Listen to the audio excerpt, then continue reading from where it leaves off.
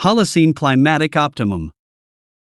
The Holocene climate optimum, HCO, was a warm period in the first half of the Holocene epoch that occurred in the interval roughly 9,500 to 5,500 years BP, with a thermal maximum around 8,000 years BP.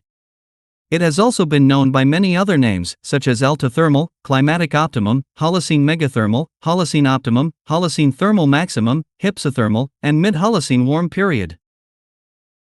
The warm period was followed by a gradual decline of about 0.1 to 0.3 degrees Celsius per millennium until about 2 centuries ago. However, on a submillennial scale, there were regional warm periods superimposed on this decline. Global effects. Temperature variations during the Holocene from a collection of different reconstructions and their average. The most recent period is on the right, but the recent warming is seen only in the inset. The HCO was approximately 4.9 degrees Celsius warmer than the last glacial maximum. A study in 2020 estimated that the average global temperature during the warmest 200-year period of the HCO, around 6,500 years ago, was around 0.7 degrees Celsius warmer than the mean for 19th century AD, immediately before the Industrial Revolution, and 0.3 degrees Celsius cooler than the average for 2011-2019. The 2021 IPCC report expressed medium confidence that temperatures in the last decade are higher than they were in the mid-Holocene warm period. Temperatures in the northern hemisphere are simulated to be warmer than present average during the summers, but the tropics and parts of the southern hemisphere were colder than average. The average temperature change appears to have declined rapidly with latitude, and so essentially no change in mean temperature is reported at low and middle latitudes. Tropical reefs tend to show temperature increases of less than 1 degree Celsius. The tropical ocean surface at the Great Barrier Reef about 5,350 years ago was 1 degree Celsius warmer and enriched in 18O by 0.5 per mil relative to modern seawater. Temperatures during the HCO were higher than in the present by around 6 degrees Celsius in Svalbard, near the North Pole. Of 140 sites across the Western Arctic, there is clear evidence for conditions that were warmer than now at 120 sites. At 16 sites for which quantitative estimates have been obtained, local temperatures were on average 1.6 plus or minus 0.8 degrees C higher during the optimum than now. Northwestern North America reached peak warmth first, from 11,000 to 9,000 years ago, but the Laurentide ice sheet still chilled eastern Canada. Northeastern North America experienced peak warming 4,000 years later. Along the Arctic coastal plain in Alaska, there are indications of summer temperatures 2 to 3 degrees Celsius warmer than now. Research indicates that the Arctic had less sea ice than now. The Greenland ice sheet thinned, particularly at its margins. Northwestern Europe experienced warming, but there was cooling in southern Europe. In the southwestern Iberian Peninsula, forest cover reached its peak between 9,760 and 7,360 years BP as a result of high moisture availability and warm temperatures during the HCO. In Central Europe, the HCO was when human impact on the environment first became clearly detectable in sedimentological records. With the portion of the HCO from 9,000 to 7,500 BP being associated with minimal human impact and environmental stability, the portion from 7,500 to 6,300 BP with human impact only observed in pollen records, and the portion after 6,300 BP with substantial human influence on the environment. In the Middle East, the HCO was associated with frost-free winters and abundant pasture savannas. It was during this interval that the domestication of cereals and Neolithic population growth occurred in the region. The onset of the HCO in the southern Ural Mountains was simultaneous with that in northern Europe, while its termination occurred between 6,300 and 5,100 BP. Winter warming of 3 to 9 degrees Celsius and summer warming of 2 to 6 degrees Celsius occurred in northern central Siberia. The HCO was highly asynchronous in Central and East Asia. As a result of rising sea levels and decay of ice sheets in the northern hemisphere, the East Asian summer monsoon (ASM) rain belt expanded to the northwest, penetrating deep into the Asian interior. The ASM, being significantly weaker before and after the HCO, peaked in strength during this interval, though the exact timing of its maximum intensity varied by region. Current desert regions of Central Asia were extensively forested because of higher rainfall, and the warm temperate forest belts in China and Japan were extended northwards. In the Yarlung Tsangpa Valley of southern Tibet, precipitation was up to twice as high as it is today during the Middle Holocene. Pollen records from Lake Tai in Jiangsu, China shed light on increased summer precipitation and a warmer and wetter overall climate in the region. The stability of the Middle Holocene climate in China fostered the development of agriculture and animal husbandry in the region. In the Korean peninsula, arboreal pollen records the HCO as occurring from 8,900 to 4,400 BP, with its core period being 7,600 to 4,800 BP. Sea levels in the Sea of Japan were 2 to 6 meters higher than in the present, with sea surface temperatures being 1 to 2 degrees Celsius higher. The East Korea warm current reached as far as Primorai and pushed cold water off of the cooler Primorsky current to the northeast. The Tsushima current warmed the northern shores of Hokkaido, penetrated into the Sea of Okhotsk. In the northern South China Sea, the HCO was associated with colder winters due to a stronger East Asian winter monsoon, EAWM, causing frequent coral die-offs. In the Indian subcontinent, the Indian summer monsoon, ISM, heavily intensified, creating a hot and wet climate in India along with high sea levels.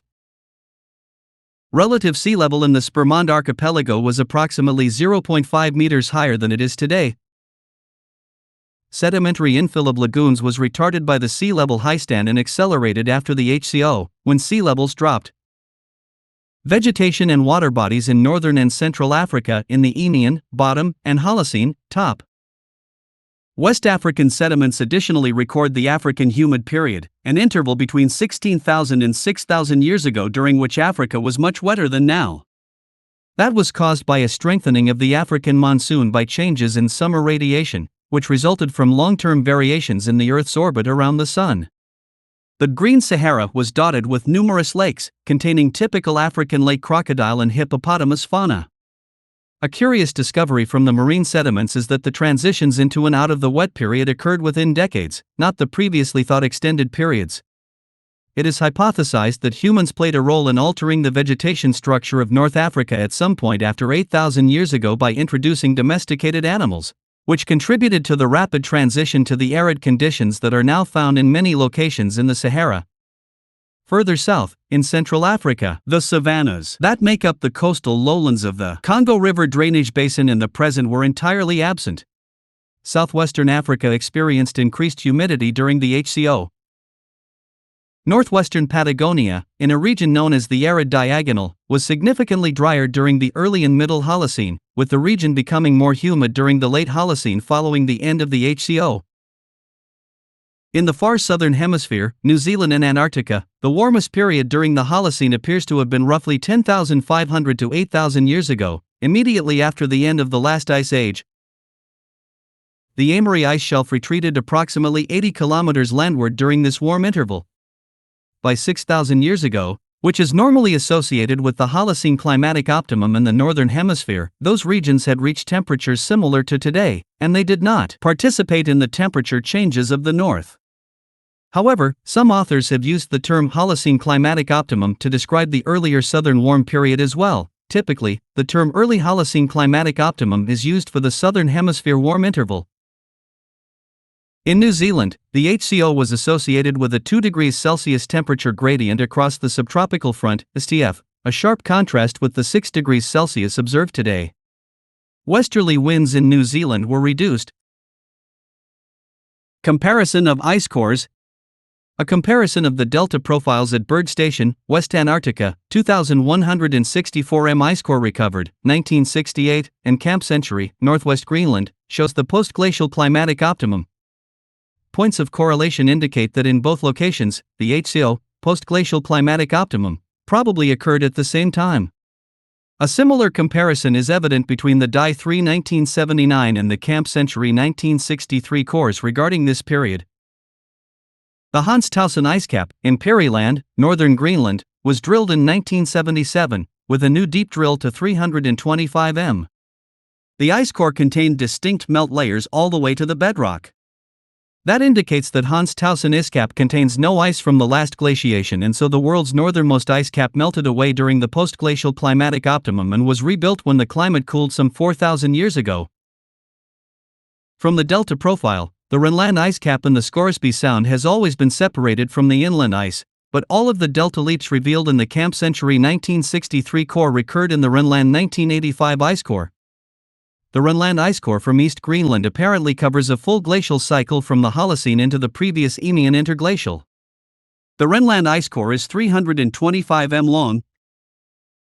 Although the depths are different, the GRIP and NGRIP cores also contain the climatic optimum at very similar times. Milankovitch cycles. Milankovitch cycles. The climatic event was probably a result of predictable changes in the Earth's orbit, Milankovitch cycles, and a continuation of changes that caused the end of the last glacial period. The effect would have had the maximum heating of the northern hemisphere 9,000 years ago, when the axial tilt was 24 degrees and the nearest approach to the Sun, perihelion, was during the northern hemisphere's summer. The calculated Milankovitch forcing would have provided 0.2% more solar radiation, plus 40 W/m2, to the northern hemisphere in summer, which tended to cause more heating. There seems to have been the predicted southward shift in the global band of thunderstorms, the intertropical convergence zone. However, orbital forcing would predict maximum climate response several thousand years earlier than those observed in the northern hemisphere. The delay may be a result of the continuing changes in climate, as the Earth emerged from the last glacial period and related to ice albedo feedback. Different sites often show climate changes at somewhat different times and lasting for different durations. At some locations, climate changes may have begun as early as 11,000 years ago or have persisted until 4,000 years ago. As noted above, the warmest interval in the far south significantly preceded warming in the north. Other changes. Significant temperature changes do not appear to have occurred at most low-latitude sites, but other climate changes have been reported, such as significantly wetter conditions in Africa, Australia, and Japan, and desert-like conditions in the Midwestern United States. Areas around the Amazon show temperature increases and drier conditions,